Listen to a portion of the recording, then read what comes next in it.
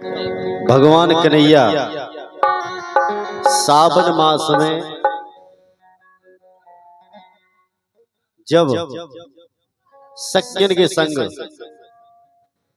जब मधुवन में झूला झूलत है तो जब उतर की सखियां जब भगवान कन्हैया को दृश्य देखत तो गाती हैं सखियां। सुने आप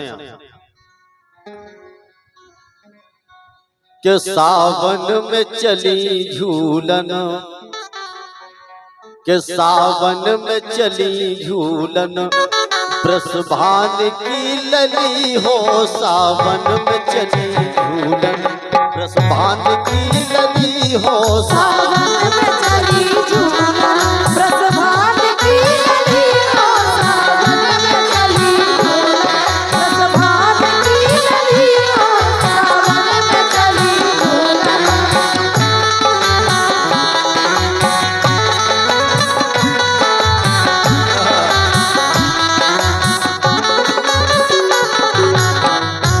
गाय घेरे आए हैं घनकारे, परसन लगे फुहारे।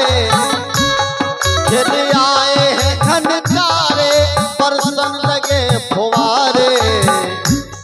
कलियां लगी हैं फूलन, कलियां लगी हैं फूलन, वृषभान की लली हो। सावन में चली झूलन, वृषभान की लली हो। सावन में चली झूलन, वृषभान की लली हो। सावन में चली झूलन, वृषभान की लली हो। सावन में चली झूलन।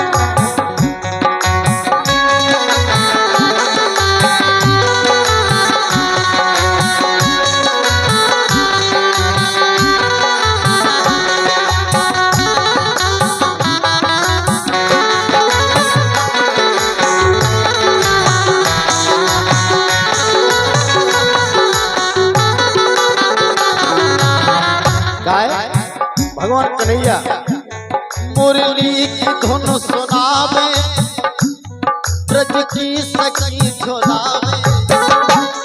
मुरली की धुन सुनावे, ब्रज की सखी झुलावे। झूलत हरी है डोलन, अरे झूलत हरी है डोलन, वृषभान की लली हो। सावन में चली झूलन, वृषभान की लली हो। सावन में चली झूलन, वृषभान की लली हो। सावन में चली झूलन, वृषभान की लली हो। सावन में चली झूलन।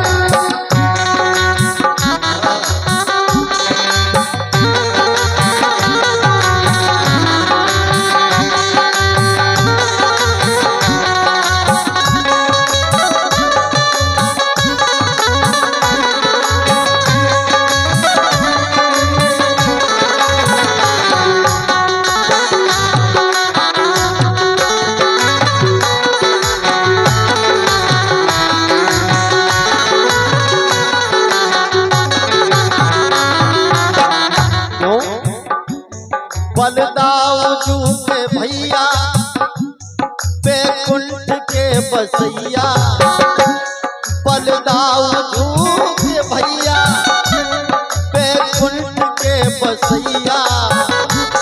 सिपू नचाओ बोलन, सिपू नचाओ बोलन, वृषभान